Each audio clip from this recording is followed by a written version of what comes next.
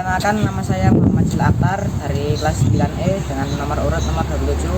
Kali ini saya ada di Museum Majapahit Trawulan. Kali ini kita akan melihat isi peninggalan dari Kerajaan Majapahit dan belajar sejarah dari peninggalan ini. Ini adalah sumur Jobong, salah satu peninggalan unik dari masa Majapahit. Bentuknya mirip tabung vertikal dari batu bata kuno, dipakai sebagai tempat pembuangan air sekaligus bagian dari sistem sanitasi zaman itu. Arsitekturnya simpel, tapi menunjukkan kalau masyarakat Majapahit sudah punya teknologi pengelolaan air yang maju. Sampai sekarang, sumur ini menjadi bukti nyata kecerdasan mereka dalam membangun sebuah pemukiman. Sekarang, saya berada di Museum Majapahit. Di bagian kiri dalam museum ini, ada berbagai koleksi yang menunjukkan kehidupan masyarakat Majapahit zaman dulu. Ada arca batu, relief, dan patung yang menggambarkan tokoh-tokoh serta unsur keagamaan mereka. Lalu, di sini juga ada wadah-wadah dari tanah liat seperti kendi, gentong, dan guci, yang dulunya sering dipakai untuk melakukan aktivitas sehari-hari. Beberapa keramik kuno dan koin logam juga dipajang di sini, menjadi bukti adanya perdagangan dan hubungan dengan wilayah lain. Selain itu, terdapat prasasti dan benda-benda ritual yang membantu kita memahami budaya serta kepercayaan masyarakat pada masa itu. Melihat semua ini, kita bisa membayangkan bagaimana Majapahit membangun kehidupan yang teratur dan maju. Tempat ini cocok untuk siapapun yang ingin mengenal sejarah dengan langsung lebih dekat. Di bagian ini ada informasi tentang mata uang pada masa Majapahit. Ada 3 jenis koleksi, yaitu uang kepeng, uang kobok, dan uang perak, yang masing-masing menunjukkan sistem ekonomi pada zamannya. Di sini juga ditampilkan berbagai celengan dari tanah liat, mulai bentuk manusia, hewan, sampai celengan bulat. Koleksi ini membantu kita memahami bagaimana masyarakat Majapahit menggunakan uang dan menyimpan harta. Bangunan niki napa ing zaman Majapahit rumiyin? Fungsi kanggone bangunan gedung ini memang dulu sengaja dibangun. Kenapa dibangun sebuah gedung? Sebagai bukti untuk penyelamatan dan pelestarian. Kenapa? Karena di sini ada bukti penting, ya, yaitu peninggalan kerajaan besar Majapahit yang dulu merupakan ikon negara kita. Maka bukti pentingnya ini harus diselamatkan, dilestarikan, kemudian sekarang dikembangkan, kemudian dimanfaatkan. Nah, pemanfaatannya ini sangat penting. Kenapa? Karena sebagai bentuk motivator, ya, sebagai bentuk bukti bahwa orang tua kita, moyang kita sudah berikan yang terbaik, ya, tentang Majapahit Nusantara ini. Sehingga bukti penting ini diselamatkan, dilestarikan, dikembangkan, dimanfaatkan, dan edukasinya pasti generasi nanti dapat studinya, dapat ilmunya. Apa? Yaitu ada budaya, ada kaitan dengan kearifan lokal, kaitan dengan sejarah, teknologi, ya. Maka sekarang ini dikembangkan juga kaitan dengan ekonomi, yaitu pariwisata.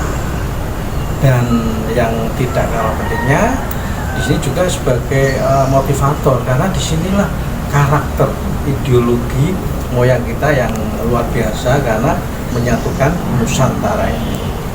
Pertanyaan 2, ana acara utawa tradisi khusus sing biyen tau tindakake ning patung iki. Patung iki sing diarani Angka Wisnu Garuda. Angka Wisnu Garuda iki salah satu dewa tertinggi Trimurti, yaitu ada Siwa, Wisnu. Nah, Wisnu ini merupakan dharmanya Airlangga. Jadi Raja Airlangga ini ialah yang dulu membagi 2 pemerintahan waktu Raja Jenggala lalu berdiri, dan maka setelah meninggal maka dharmanya ini diadakan sebagai Angka Wisnu. Nah, tentang Garuda ini sendiri, Garuda adalah anak daripada Dewi Winata. Maka Garuda inilah yang memberikan motivasi, semangat nasionalisme, cinta tanah air. Kenapa?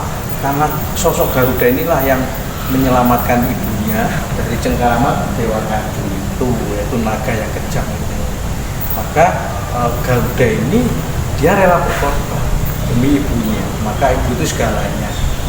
Bahkan kalau diaplikasikan bahwa ibu itu siapa, Winata itu, yaitu ibu kita yang tahun itu menangis, ya, menderita karena adanya apa, tindasan tekanan penjajahan yaitu koloni ini. Maka jangan sampai terjadi kembali.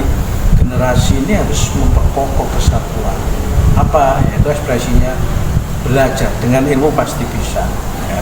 Nah, inilah sebagai gambaran bahwa Garuda ini sosok yang memberikan motivasi, semangat nasionalisme untuk generasi yang penuh dengan potensi teknologinya yang luar biasa ini. Maka sekali lagi jangan meninggalkan orang tua, karena di saat generasi ini bisa sinergi dengan orang tua, endingnya nanti akan menghasilkan suatu bukti cipta karya rasa yang luar biasa.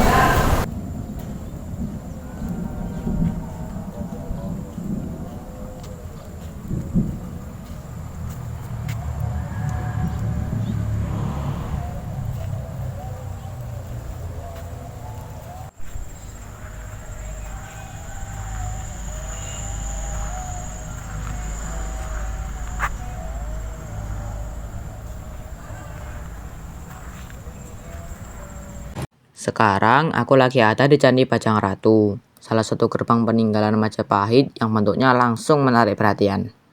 Tingginya sekitar 16 meter dengan struktur batu raksa yang menjulang ke atas.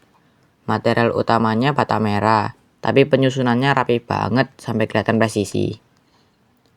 Di bagian kaki candi, pola geometris menunjukkan kalau arsitek Majapahit ngerti proporsi dan keseimbangan. Naik sedikit ke bagian tubuh, ada relief cerita Ramayana yang menunjukkan kalau gerbang ini bukan sekadar jalan masuk, tapi juga punya makna simbolis sebagai penghubung menuju area yang dianggap suci. Lalu di bagian atapnya, bentuk bertingkatnya mencerminkan konsep kehubungan antara dunia manusia dan dunia ilahi. Walaupun berfungsi sebagai gerbang, Bajang Ratu punya peran penting dalam upacara pemuliaan Raja Jayanegara. Dari struktur dan detail-detailnya, kita bisa melihat bagaimana Majapahit memadukan seni, keyakinan, dan teknik bangunan dalam satu karya.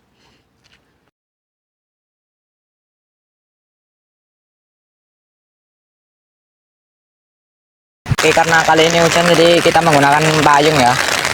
Jadi di sini adalah candi tikus seperti ini. Candi Tikus adalah salah satu situs penting Majapahit yang ditemukan karena banyaknya tikus yang bersarang di area ini hingga akhirnya digali.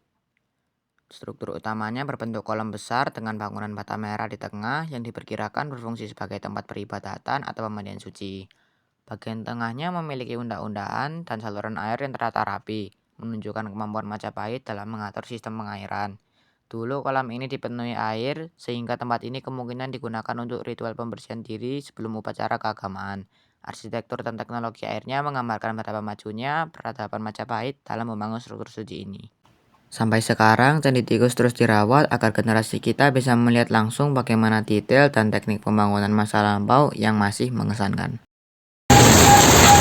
Perawatan ini damel sistem manual, tapi ngerawatin itu buatan pakai obat, buatan damel alat yang dilakukan kita menggunakan ikat ibu, sapu terik, jadi damel manual. Karena apa? Dikhawatir kali poro dulu